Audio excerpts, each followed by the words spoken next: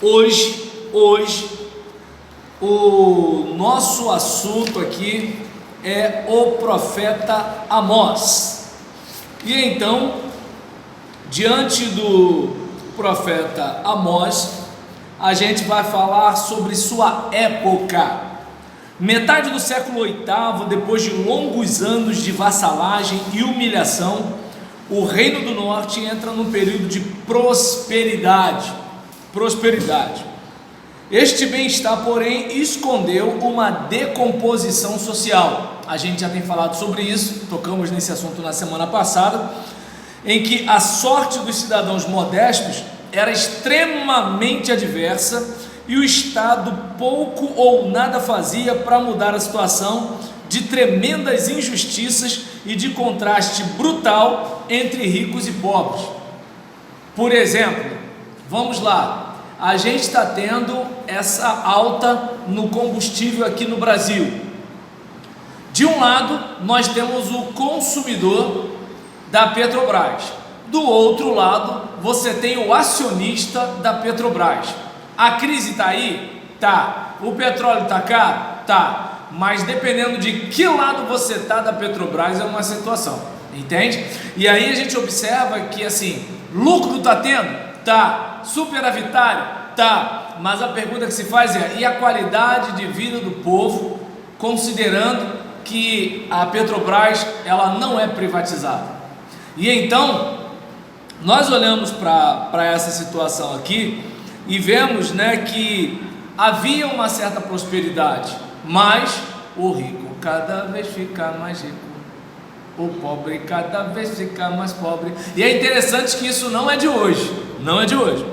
O pequeno agricultor se achava a miúde, à mercê dos atravessadores e das incontroláveis calamidades, seca, praga, quebra de safra, que o expunham à hipoteca e à escravidão.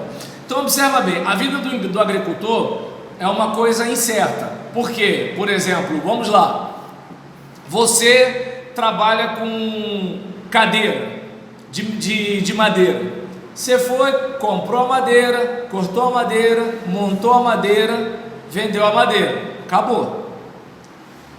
É claro, você vai ter uma despesa com o transporte, para onde você vai entregar. Se for, por exemplo, no Rio de Janeiro, tem o sequestro do caminhão, né? Então tu tem que pensar nisso tudo. Aí você faz o seguro, né? Por quê? Porque você já conta que no trajeto vai ter alguém que vai sequestrar o caminhão com os móveis, né? E aí nisso você já paga o seguro, já sabendo que essa possibilidade existe, certo? Ah, mas ele foi preso. Não, mas ele vai ser solto daqui a pouco de novo, entendeu? Então fica ligado, né? Até porque você está Brasil, meu Brasil brasileiro. E é claro que assim, Batman e Robin diziam que o crime não compensa, mas isso era quando era criança. E olha, rapaz, já fui moço, hoje estou velho. E aí nesse caso, nessa situação aqui, a gente observa que o caso do agricultor hoje já é difícil. Imagina naquele tempo. Então imagina, tem praga, aí você tem seca, você tem uma série de problemas climáticos que podem te prejudicar. Além disso daí, né, você ainda tem que pagar alguém para levar esse material daqui para outro lugar. E imagina, hoje com carreta já não é barato.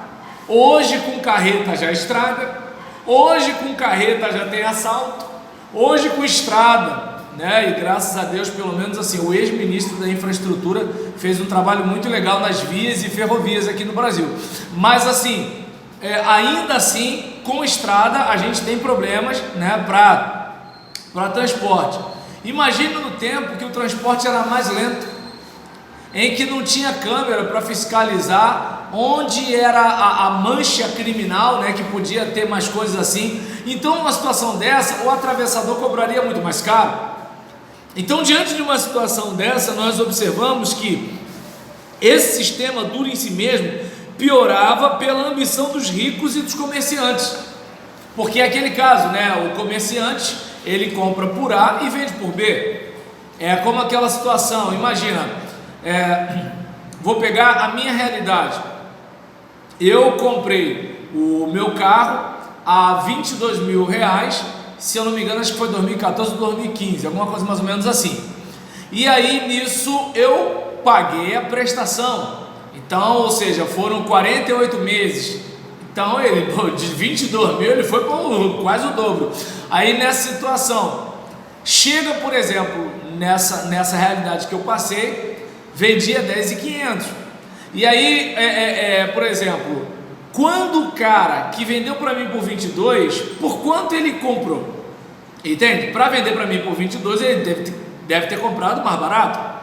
Aí, por exemplo, quem compra de mim a 10.500, se não for ficar com o carro, vai vender por quanto? Não é por 10.500, porque vai fazer manutenção, vai fazer isso, fazer aquilo outro, assim por diante. Então observa bem, o comércio ele já é assim.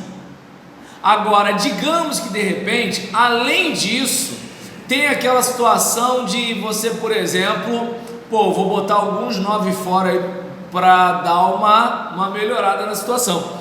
E aí nisso, você tinha o rico, você tinha o comerciante, e aí ainda tinha a questão do empréstimo dos pobres para aumentar a sua riqueza e suas propriedades. E aí, além disso, havia falsificação de peso, de medida e as armadilhas legais com suborno a juízes. Então observa bem, por exemplo, enquanto tem aquela questão de você pega por 10, vende por 12 e tal, faz parte do jogo. Agora, quando você diz que 1 quilo não é bem 1 quilo, é como, por exemplo, eu vou pegar o ônibus, aí lá no Rio, 4 e 5, aqui, esqueci que eu tô, Rio de Janeiro, né, braços abertos sobre a Guanabara, porque eu sou da Baixada Fluminense, né, eu não sou do Rio de Janeiro, Vigário Geral, Gávea, né, essas coisas. Então, por exemplo, aqui no Rio de Janeiro é 4 e 5, lá em Caxias é 4 e 45. É interessante, né? Porque você pega um ônibus de Campo Grande, você vai para o Largo São Francisco, você paga 4 e 5. Aí você, por exemplo, pega um ônibus de Olavo Bilac e vai para o centro de Duque de Caxias, paga 4 e 45. Mas isso aqui, E aí nesse caso, por exemplo, você ainda vai pegar o ônibus e o cara não te dá o troco dos 5 centavos. Aí eu já chego para o cara e falo assim: eu tenho 5 centavos aqui, você quer? Não precisa não. Então beleza, estou esperando ele me dar o troco. Mas agora, quando eu não falo isso, muitas vezes o cara, aí já faz o barulhinho lá da roleta e tudo tal para passar. Meio que assim, ele vai ficar sem graça de pedir 5 centavos de troco. Mas aí eu penso o seguinte: 10 passageiros são 50 centavos, 100 passageiros são 5 reais. Dificilmente ele pega menos de 100 passageiros. Então, por favor, aí você percebe que essa mentalidade, porque uma coisa é eu comprar para revender, você comprou a bananada para revender, é uma coisa. Agora, ele tem o dinheiro dele, ele não ganha por comissão e ele está ficando com 5 centavos. E ele não vai me devolver amanhã. Então aí você olha essa mentalidade de usurpação, entende? Aí é como eu vou ao mercado, o mercado R$ 9,98, não vai me dar 2 centavos, então eu prefiro passar no débito. Eu não vou, aí alguém vai dizer: pô, que isso, 2 centavos, 2 centavos de 10 pessoas são 20 centavos, de 100 pessoas são R$2, e não passam apenas 100 pessoas nos supermercados da vida. Então observa bem que assim, essa mentalidade é do homem, né? E aí o país estava com prosperidade, mas tinha o malandragulha. E aí nesse caso a gente observa aqui que ainda subornavam os juízes, porque os juízes hoje são honestos, mas os juízes aqui no passado eles eram um problema, entendeu? O camarada vai, né? Eu lembrei do Dredd, né? Do Sylvester Stallone. Eu sou a lei. O cara prendia, o cara matava, o cara condenava, o cara absolvia, o cara era geral, né? E aí nessa situação, imagina, olha, a lei diz, né, que 2 mais 2 são igual a 4. Aí, não, mas peraí, seu juiz, é porque de acordo, né, com... Não estou falando daqui, estou falando lá de Israel, tá? Lá na época do profeta. Não, seu juiz, é porque, né, porque tem os... bem, 2 mais 2 são 4, mas, de acordo com o teórico francês, Jacy Borro, a gente pode perceber que 2 mais 2 são 4, mas pode ser 5. Mas 5 para todo mundo não, 5 nesse caso específico. Não, mas isso está errado, isso está errado. Prende ele, entende? Ele está duvidando da minha garantia. E qual é a sua garantia? A garantia sou eu. E nesse caso, a gente, por exemplo, percebe que assim, o rico não vai ter prejuízo nunca, mas o pobre, né? E aqui, hoje em dia não, porque a gente tem a defensoria pública, o Estado nos protege. Inclusive contra o Estado nos protege. Mas naquele tempo não era assim. Naquele tempo não tinha justiça, né? Os juízes eram subornados, não tinha defensoria pública. E quem defenderia o pobre? Hoje não. Hoje nós temos o Estado para nos proteger, certo? Temos saúde, segurança e educação. E continuando aqui, a gente observa, né, que nesse quadro subornava os juízes. E como estes não se distinguiam pelo amor à justiça, a situação dos pobres foi ficando cada vez mais insuportável. Entende? É aquele caso assim, nem tudo que é legal é justo. Hoje não, hoje nós temos justiça. Mas naquele tempo não era assim, entende? Deus estabeleceu a lei, mas o juiz sabe como é que é, ele lê um negócio aqui, tá, vai um jabuti aqui, um jabuti ali, um penduricalho, mais jabuticaba, você me faz rir, eu te faço rir, você me ajuda, eu te ajudo, me ajuda a te ajudar, e a gente vai, né? E aí nessa situação, por isso que eu amo o meu país, essa decomposição social se unia à corrupção religiosa. Meu Deus do céu, olha só, olha como é que são as coisas. Você tem a decomposição social, certo? Você tem uma corrupção no judiciário, você tem uma corrupção no empresariado, e como se não bastasse a corrupção no judiciário, a corrupção no empresariado, você tem a corrupção no aparelho religioso. Ainda bem que no Brasil não tem essas coisas. Aqui os religiosos, eles são impecáveis, entende? E eu achava que impecável era só a maré mansa. E aqui, nesse caso, embora os grandes santuários estivessem em plena atividade, repletos de adoradores e magnificamente adornados, a religião não se conservava em sua pureza.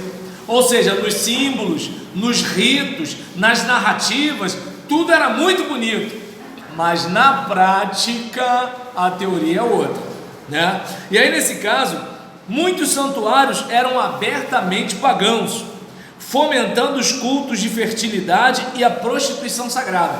Vocês devem lembrar que o reino do norte, ele passou por uma situação complicada, por quê? Devido àquela rebelião do povo do norte contra a atitude de Roboão. Jeroboão, né, assumiu a liderança do pessoal. Chegou o tempo da gente ter Samaria como capital de meu Deus do céu, de Israel. Obrigado, Carla. Então Samaria, cara, já chegando esse dia, rapaz. Samaria como capital de Israel, certo? E aí a gente, vamos fazer um negócio? Vamos lá para Jerusalém adorar a Deus? Não, a gente pode ter um culto aqui em Samaria. Porque se eles forem cultuar em Jerusalém, eles podem de repente ter aquela paixão antiga, sempre mexe com a gente, né? É tão difícil esquecer. Não, esqueci, Tim Maia foi cancelado porque ele criou aquela música, né? Vale tudo, só não vale homem com homem, nem mulher com mulher. Então Tim Maia hoje seria homofóbico. Então esquece que eu citei Tim Maia. Tim Maia é do mal. Aí nesse caso, diante dessa situação, olha como é que são as coisas. Se ele volta para Jerusalém, vai que de repente volta a cultuar Yahvé, o Deus de Israel, que abriu o mar vermelho, o povo fez passar, e da rocha água limpa fez brotar, o Deus do impossível, né? Não, vamos fazer um culto aqui, vamos adorar aqui, vamos celebrar aqui do nosso jeito. E o sacerdote? eu boto a mão na cabeça de cada um, entende? Hoje em dia não tem a carteirinha de pastor, tu vai lá, assim, faz a ficha aí, paga tanto, deposita tanto, e aí bota a mão na sua cabeça aí, online, bota a mão assim. Agora, eu declaro que agora, eu sou um pastor, amém. Então nesse caso eu mesmo me consagro, eu mesmo me unjo, eu mesmo sou isso, eu mesmo sou aquilo. E nessa brincadeira, vamos ter o nosso sacerdote aqui, vamos ter o nosso culto aqui, vamos ter o nosso governo aqui. E aí aquele caso, né, o homem entrega a si mesmo, sabe lá, né, o que pode acontecer. E nessa situação, inclusive os cultos abertamente pagãos. Por quê? O Deus de Israel era um Deus assim, era um Deus criterioso, era um Deus intransigente. Isso não pode, isso está errado, isso aqui não sei o que lá e tal. Ou seja, eu lembrei agora, né, de Roberto Carlos: se tudo que eu gosto é ilegal, é imoral ou engorda. Então imagina, pensa vai dizer, não, esqueci, Roberto Carlos para ele não é coisa antiga não.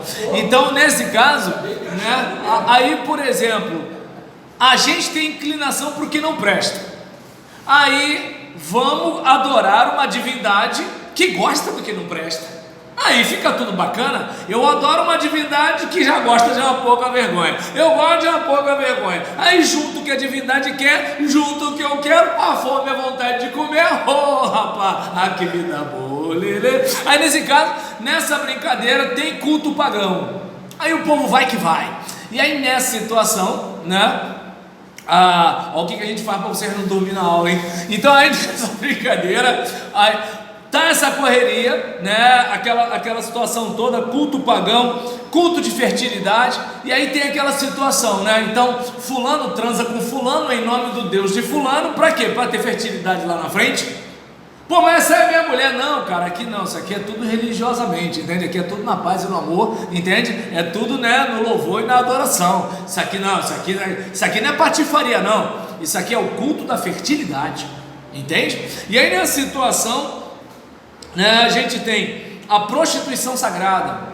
Que isso? Não, nossa, deixa eu explicar. Não é prostituição, essa coisa imunda, não. É a prostituição que é o seguinte: a prostituta aqui, o prostituto aqui é um sacerdócio, é uma vocação, é uma missão, é a coisa do bem, entende? Vai casar com Deus. Entende? Aí o que acontece? Nessa situação, eu não vou entrar nesse assunto porque isso daí dá cancelamento, entende? Aí vão dizer que eu sou machista, entende? A gente só pode falar de homem, branco e rico, entende? Se você falar de negro, de gay, entende? De mulher, dá ruim, tu tá entendendo? É complicado. Aí nessa situação, você quer falar, você fala, aí eu não vou falar não. Então nessa situação, a gente pode falar mal até de Deus. Agora sim, tem coisa que tu não pode falar mal não. Aí nessa situação, ainda vão dizer que é ódio religioso ainda por cima. Voltando para cá, chamar pastor de ladrão não está liberado, tá? Aí não é ódio não, é liberdade de expressão, entendeu? É liberdade de expressão.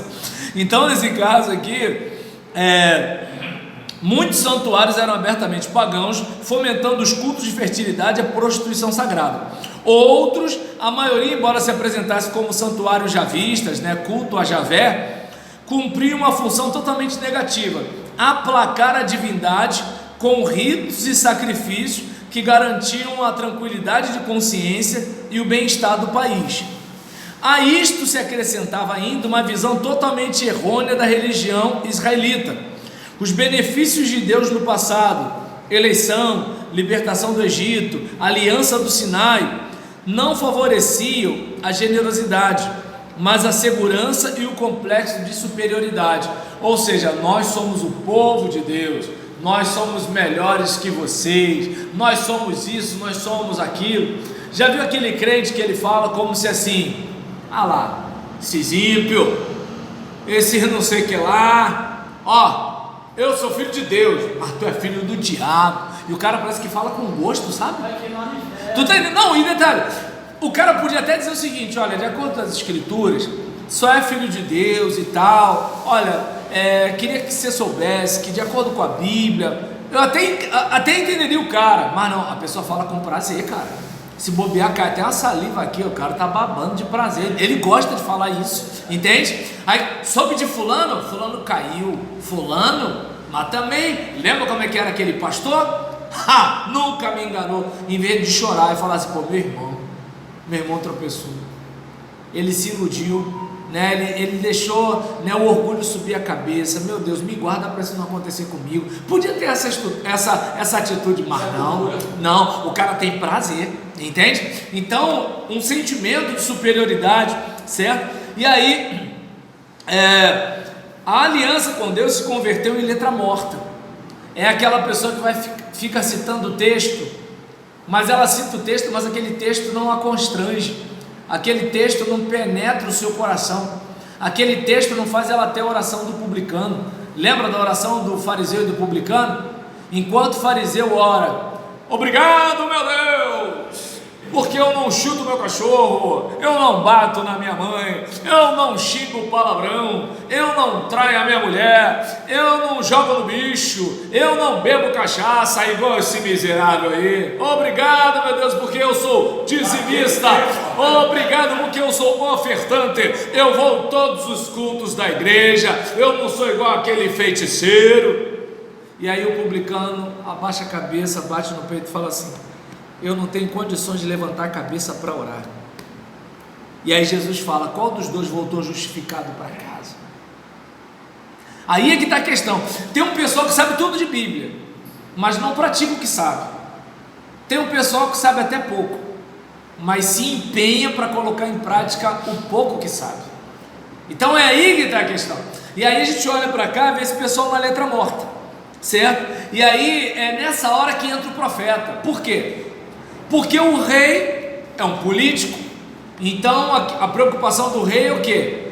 É o país andando, é tudo caminhando, vamos seguir, e pá, e pô, e tudo tá. Então o aparelho político está lá, certo? O aparelho religioso é institucional, a instituição não pode quebrar.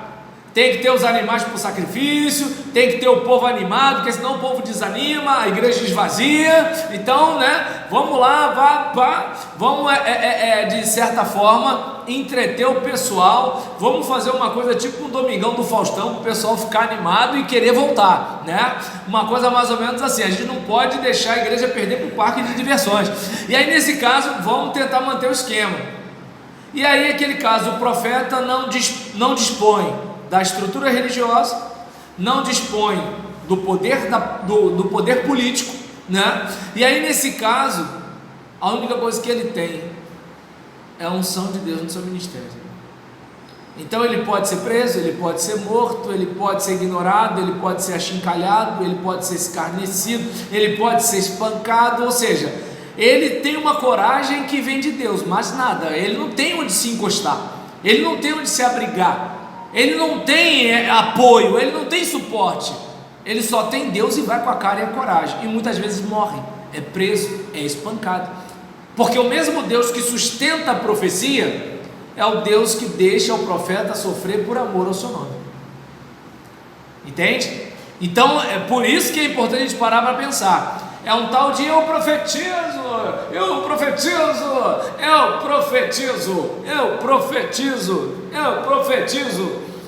e aí assim, eu profetizo que você vai ter uma caixa de chocolate, bacana, eu profetizo que você vai ter um carro zero, bacana, agora ser porta-voz do que Deus está mandando, e se o receptor da profecia não gostar da profecia?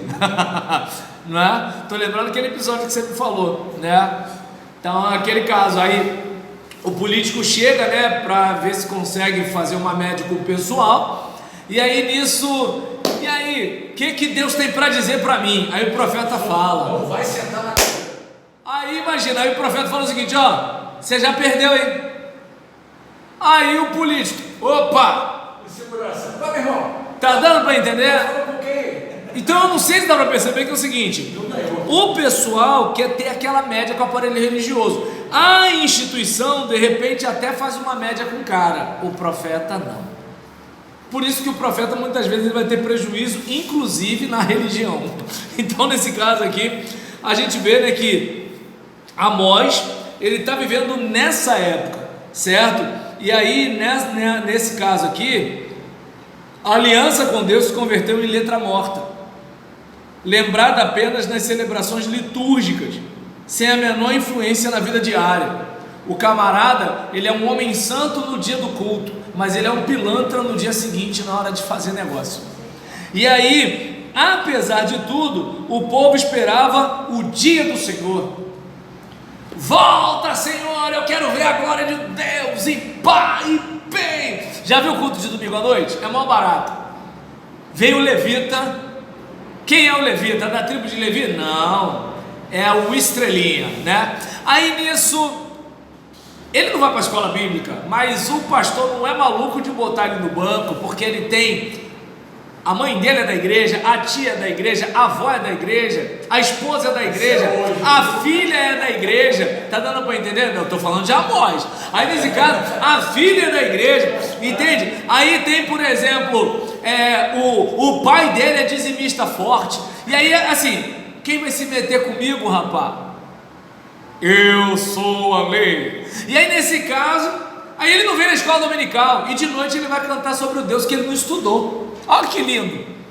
Não, porque Deus é isso, Deus é aquilo, Deus é aquilo. Você aprendeu onde, miserável? No YouTube. Então, aí nesse caso, aí nessa brincadeira, o cara não vai para a escola bíblica, o cara não vai para culto de doutrina.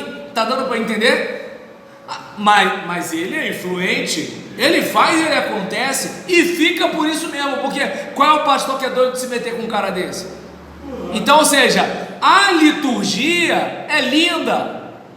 Vem, Senhor, enche este lugar. E Deus fala: se eu vier do jeito que você está pedindo, tu cai dura aí, rapaz.